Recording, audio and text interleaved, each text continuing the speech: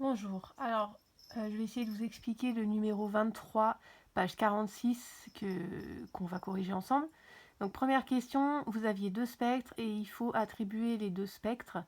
Il y en a un qui correspond au mentone, c'est-à-dire une cétone, et l'autre qui correspond au menthol, c'est-à-dire un alcool. C'est une question assez facile. On voit sur le spectre de gauche qu'il y a la liaison vers 3000, la bande d'absorption toujours présente, c'est H. Et on voit à 1700 une bande d'absorption fine et intense qui correspond au CO. Donc c'est la cétone, mentone, vous aviez les molécules dessinées dans l'énoncé. Le spectre de droite, on voit ce qu'on appelle une bande très large vers 3100, ce qu'on a appelé en classe la grosse patate. Donc on voit bien que c'est un alcool et on retrouve la bande toujours présente à 3000 CH. Deuxième question, il fallait déterminer la couleur. Vous aviez le spectre d'absorption. Vous pouvez trouver lambda max, c'est-à-dire la longueur d'onde au maximum d'absorbance. On trouve environ 620 nanomètres, ce qui correspond à la radiation rouge. Donc ça veut dire que la solution est de couleur complémentaire à la radiation rouge. Donc elle est cyan. Vous avez sur le rabat, au début de votre manuel du livre, vous avez le cercle des couleurs chromatiques.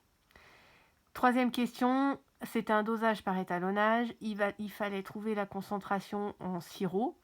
Donc vous aviez l'absorbance de la solution inconnue qui était 0,29. Vous lisez sur la courbe une concentration en masse de 8,5 mg par litre.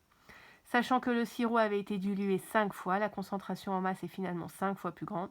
Donc on a 5 fois 8,5, ce qui fait 43 mg par litre. Jusque-là, c'est assez facile. Dernière question, il fallait calculer il fallait trouver si l'étudiant boit 1 litre de sirop, est-ce qu'il dépasse la DGA.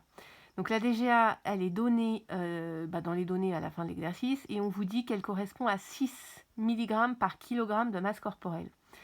Ce qui est gênant, c'est qu'on ne vous donne pas la masse de l'adolescent, on attend que vous preniez des initiatives.